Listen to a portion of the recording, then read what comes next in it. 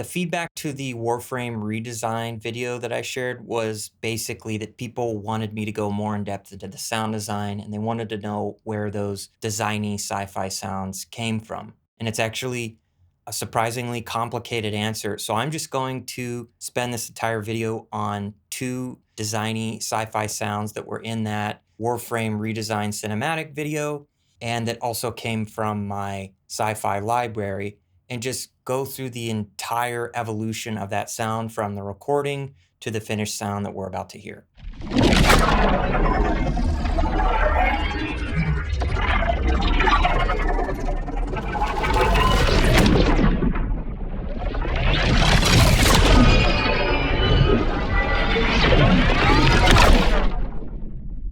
So this is the arrangement of the layers that make up these design sounds.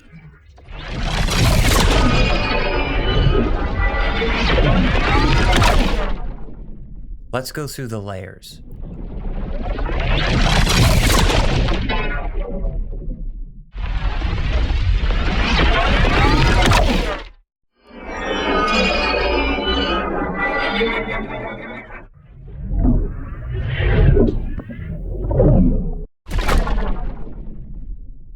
Despite how designy and sci-fi the sound is, there's still physical, organic feeling material to it. That the low end feels crunchy and crackly and crumbly, that the tonal layers kind of feel metallic, like they're resonating, and that some of the transients feel like they're ripping or tearing. These are my favorite type of magic and sci-fi sounds.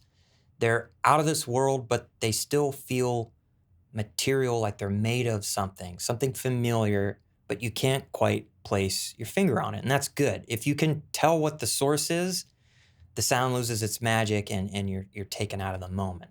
Specifically with sci-fi, you lose the fiction part of the science fiction and all you're left with is science. So it's really important for me to have a materially relatable sound as a foundation to balance the science and the fiction. And if that's a weird concept to think about, it's just because the words science and fiction don't belong together. They're an oxymoron.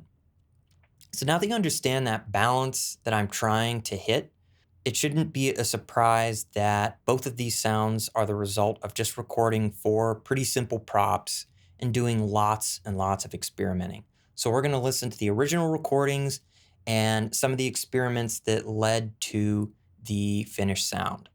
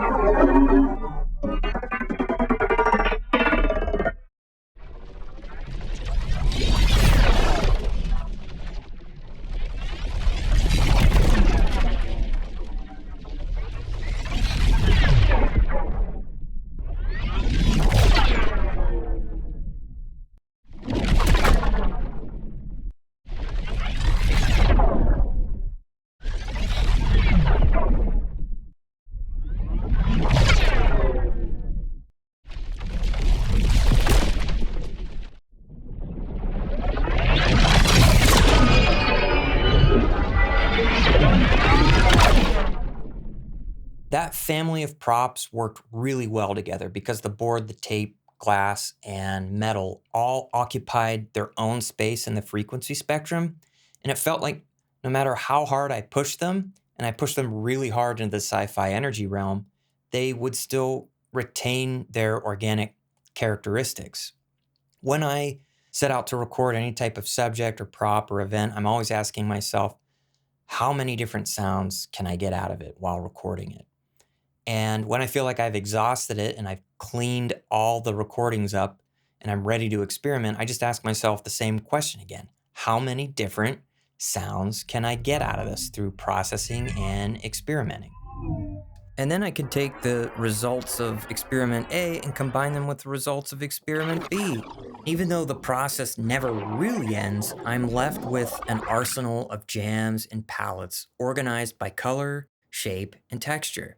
And as a 90s kid, I think of this as refrigerator magnet poetry. I have lots of individual words ready to be assembled into a little story, phrase, or poem. Or as I refer to it in the Warframe video, a palette of colors ready to paint.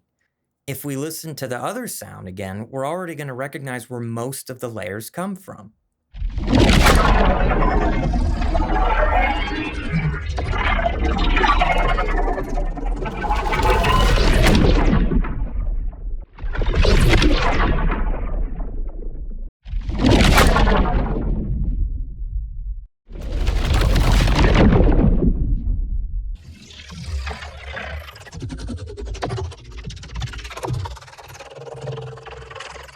What's this percussive thing here at the end? It's just me stomping on the Wonderboard and working with those hits and transients.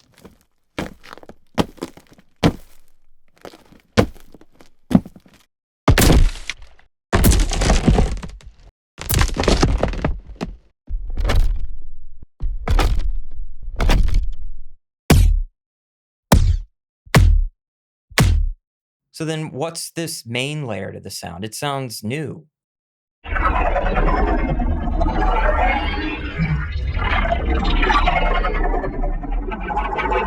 Don't worry, it's still from our family of props. It's the metal stuff again, being vocoded with a synth.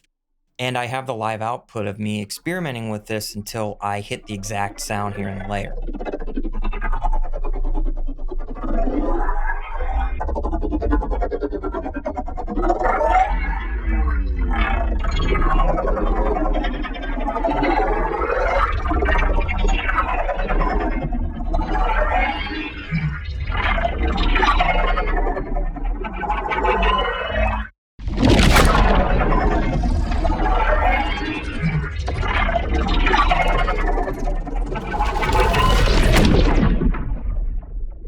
So now you can see why it's not a straightforward answer as to where those sounds came from and how they're designed, because the process for me is never ending.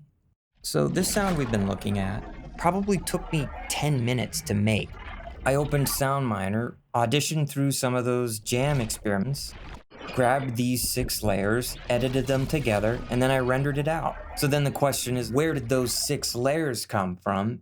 Each little clip here has its own discrete design journey. They're the result of multi-step and multi-stage experimentation. Where did those experiments come from? They all spawned out of recording the metal tape wonderboard in glass. Those are just 2 sounds of many that came out of all of those experiments from those 4 simple recordings. These 2 quote-unquote finished sounds aren't done. This isn't the end of their story. I repurposed them into the force field for the Warhammer redesign. They may serve as material for a brand new set of sounds in the future. It's just a continual exploration and generation of audio material. This process is part of my everyday routine. And over time, the material that I get from recording and experimenting every day scales exponentially to the point that I can do what I did in the last video, which is grab some picture, give myself a few hours, and be really confident that I can do a full sound pass because I have so much material available to me. I have so much of the work already done, and I don't have to start from scratch. What's great about the particular sounds today that we looked at was that there's nothing special about those props. They're things you can find around your house. I didn't record them in any special way, and the magic ingredient for me wasn't a plugin or a microphone or a specific prop. It's just time. The fact that I do this every day is the magic ingredient. I treat sound design the same way a musician practices or an athlete trains. I need to put in the time. This leads me to making lots of sounds and lots of progress. This dedicated time to practicing, recording, experimenting with sound is what allows me to take some broken glass in my kitchen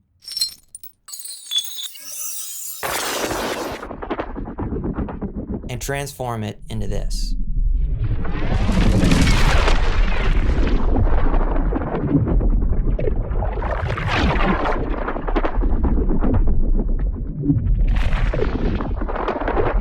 I'm Brin, and thanks for listening.